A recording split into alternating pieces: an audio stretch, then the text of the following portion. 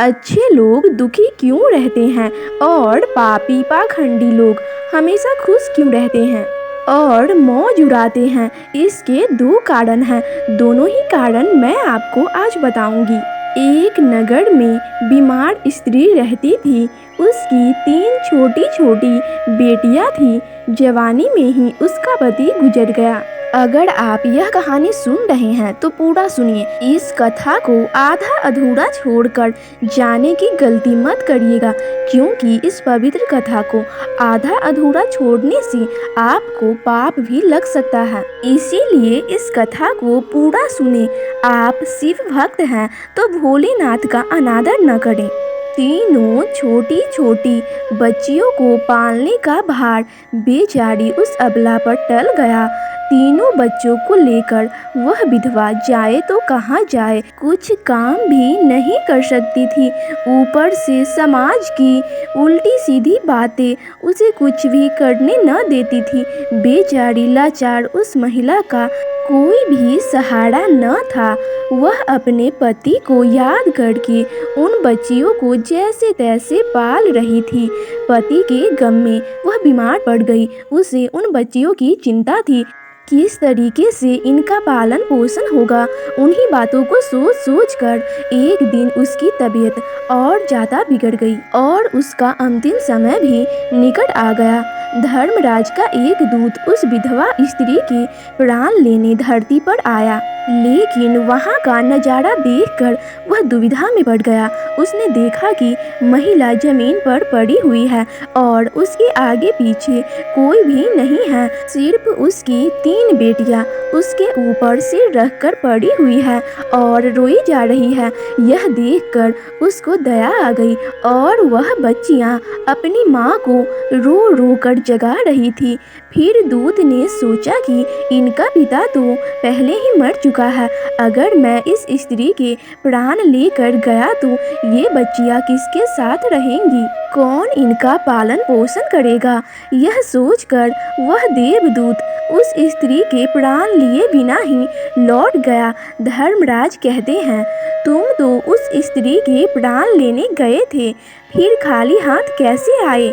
तब देवदूत कहता है, हे स्वामी, मेरी गलतियों को क्षमा करें। मैं चाह कर भी उस स्त्री के प्राण नहीं ले पाया। अगर मेरी जगह आप होते तो शायद आप भी खाली हाथ ही लौट कर आते। मैं उस महिला की बच्चियों का दुख नहीं देख पाया। वो रो रो कर अपनी माँ को जगा रही थी। उन्हें वहाँ देखने वाला और भी कोई नहीं था। यदि मैं उस महिला को लेकर आता तो उन बच्चियों को कौन देखता? उनका पालन पोषण कौन करेगा? पृथ्वी लोक के मनुष्य तो इतने स्वार्थी हो गए हैं कि बिना मतलब के तो कोई भी किसी का सहारा भी नहीं बनता। यदि कोई मदद करता भी है तो बदले में उम्मीद करता है या फिर उसे अपने एहसान के नीचे जीवन भर दबा कर रखना चाहता है। देवदूत कहता है कि स्वामी, उस महिला को थोड़ा और समय दिया जाए ताकि वह अपनी बच्चियों को पाल पोस कर बड़ा कर सके। देवदूत की बात सुनकर धर्मराज उसे डांटते हुए कहते हैं, अरे मूर्ख, ईश्वर की बनाई हुई सृष्टि में न कोई एक क्षण घटा सकता है और न ही कोई बढ़ा सकता है। उनकी मर्जी के बिना न उसे जीवन दे सकते हैं और न समय से पहले मार सकते हैं। ईश्वर जो करता है सबके साथ अच्छा ही करता है। तुम कौन होते हो विधाता के नियम को बदलने वाले? तुमने उस महिला को न लाकर ईश्वर के नियमों का उल्लंघन किया है। तुमने बहुत बड़ा अपराध कर दिया है, इसीलिए तुम्हें इसका परिणाम भोगना ही पड़ेगा। जिस पृथ्वी के मनुष्य से तुम्हारी ममता है, उस पृथ्वी पर मनुष्य बनकर अपना पाप भोगो।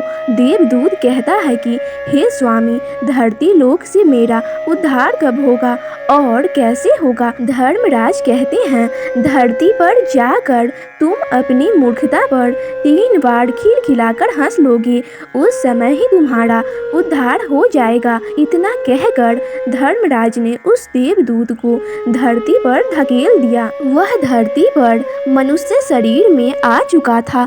उसके शरीर पर वस्त्र नहीं थे। धरती लोक का एक नियम ही है, जो मनुष्य जन्म लेता है उस समय वह नग्न ही होता है।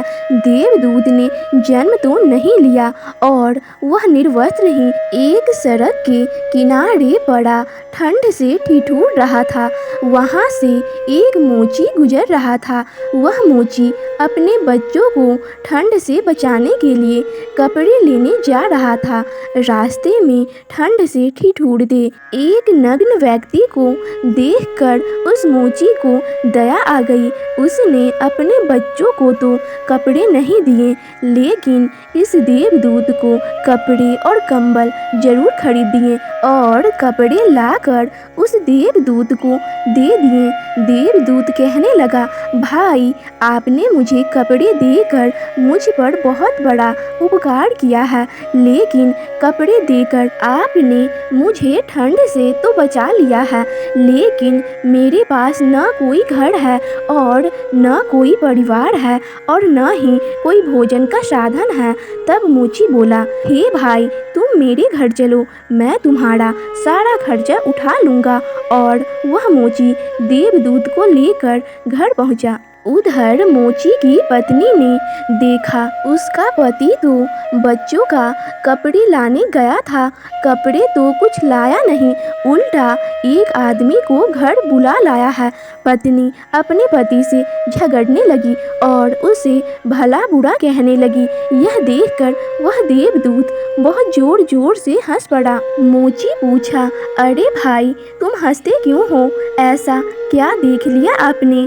तब देवदूत ने कहा, भाई, मेरी हंसी का रहस्य मैं आपको नहीं बता सकता। समय आने पर मैं तुम्हें स्वयं ही बता दूंगा। देवदूत मोची के घर में रहने लगा और कुछ ही दिनों में उसने मोची का सारा काम सीख लिया। देवदूत के द्वारा बनाए गए जूते और चप्पल खूब बिक रहे थे। कुछ ही दिनों में मोची धनवान बन गया। दूर दूर तक उसके जूते फेमस हो गए थे। यहाँ तक कि राजा महाराजा भी उससे ही जूते बनवाने का आदेश देते थे। जब से वह देवदूत उसके घर में आया था, उसकी तो किस्मत ही चमक गई थी।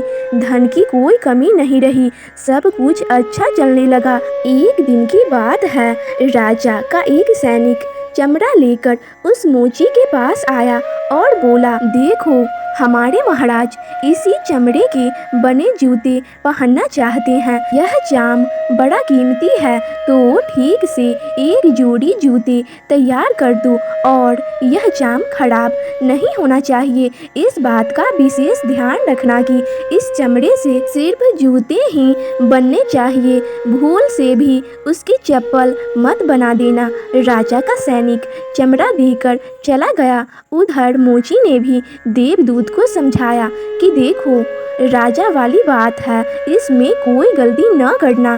चमड़ा भी बहुत कम है, इसीलिए चमड़ा खराब नहीं होना चाहिए। जूते की वह कहकर गया है, तो जूते ही बनाना। गलती से भी यदि चप्पल बना दी तो जटिल से भी जटिल सजा देगा। मोची के इतना समझाने के बाद भी वह देवदूत ने चमड़े की चप्पल ही बनाई।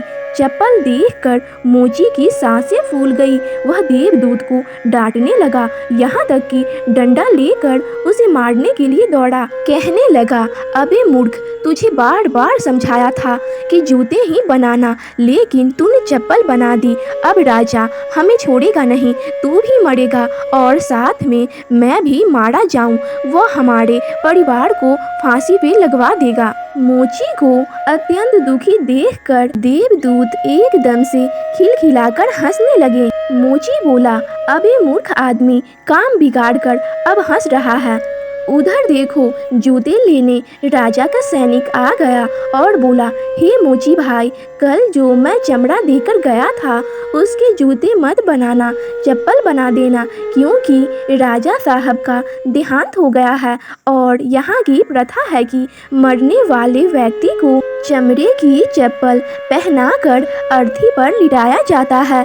दूसरे दिन एक बुढ़िया के साथ 3 लड़कियां मोची की दुकान पर आई थी। उनकी शादी होने वाली थी और वे तीनों अपने लिए जूतों की नाप देने आई थी।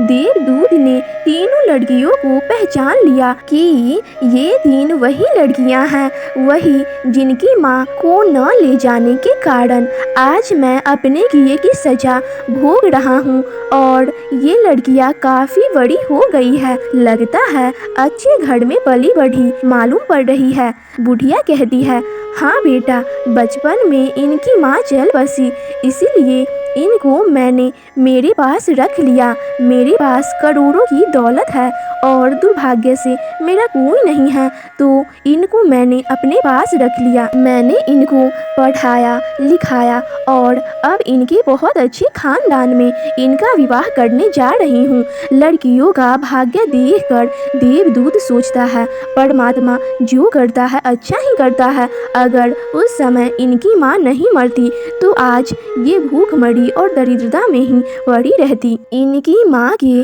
मरने के बाद आज तीनों लड़कियां बहुत बड़े घराने की बहू बनने जा रही है और इस बुढ़िया की करोड़ों की संपत्ति की मालकिन भी बन चुकी है। यह सब देखकर देवदूत अपनी पहले की मूर्खता को सोचकर जोर जोर से हंसने लगे। मोची ने पूछा, आज क्यों हंस रहे हो? अपनी हंसी का कारण बताओ। देवदूत मोची से कहता है, मैं एक देवदूत हूँ और अभी जो ये तीनों लड़कियाँ जूते की नाप देकर गई है, इनकी माता को मैं लेने आया था, लेकिन उस समय ये तीनों छोटी छोटी थी और इन पर तरस खाकर मैं इनकी माँ को नहीं ले गया और इनके पिता का पहले ही निधन हो चुका था। इस कारण मुझे धर्मराज ने श्राप देकर धरती पर भेज दिया। मैं बिना कपड़े के एक सड़क के किनारे पड़ा था, तब तुम मुझे अपने घर ले आए। उस समय तुम्हारी पत्नी तुमसे खूब लड़ी थी, क्योंकि तुमने अपने बच्चों के कपड़े के पैसे से मेरे लिए कंबल और कपड़े खरीद लिए थे। तब मैं पहली बार तुम्हारी पत्नी की मूर्खता को देखकर खूब हंसा था, क्योंकि तुम्हारी पत्नी उस लाभ को नहीं देख पा रही थी जो मेरे आने से तुम्हारे घर में होने वाला था। पर दूसरी बार हंसी जब आई जब तुम राजा के जूते नहीं बना सके और तुम डंडा लेकर मेरे पीछे भागे। उस समय तुम राजा के बारे में सोच रहे थे, लेकिन तुमको यह नहीं मालूम था कि राजा के साथ क्या घटना घटने वाली है, जिसके कारण राजा को जूतों से अधिक पत्तों की आवश्यकता पड़ गई। कई बार ऐसा होता है, हम चीजों को देखकर या सोचकर दुख मनाते हैं जो हम उसे देख नहीं पाते, और जो होने वाला होता है कई बार परमात्मा हमारी अच्छाई या भलाई के लिए हमारे साथ बुरा करता है, पर हम उसे देखकर भगवान को कोसते हैं। हम अच्छे को नहीं देख पाते जो हमारे साथ भविष्य में होने वाला है। कई बार हमारे साथ वर्तमान में अच्छा होता है तो हम बहुत खुश होते हैं, लेकिन हम यह नहीं देख पाते कि भविष्य में क्या होने वाला है। हमारे साथ 2 तरह की घटना होती है, अच्छी और बुरी, लेकिन हमें हमेशा यह सोचना चाहिए भगवान जो करेगा अच्छा ही करेगा, यह सोचकर आगे बढ़ना चाहिए। अच्छे लोग दुखी इसलिए रहते हैं क्योंकि अच्छे लोगों के साथ बाद में अच्छा हो सके, और दूसरा कारण यह है कि अच्छे लोग हमेशा ईश्वर से जुड़े रहते हैं और इनको ईश्वर से जुड़ा रहना भी जरूरी है कि उन पर दुख आते रहना चाहिए। अंत में देवदूत मोची को सब कुछ समझाकर वापस धर्मराज के पास चला गया। इस वीडियो को बोलते समय कोई त्रुटि हो तो मैं क्षमा चाहती हूँ। उम्मीद है आप सभी को ये वीडियो अच्छी लगी होगी। अगर आप शिव के सच्चे भक्त हैं तो चैनल को सब्सक्राइब और वीडियो को लाइक करके कमेंट में हर हर महादेव लिख दीजिए।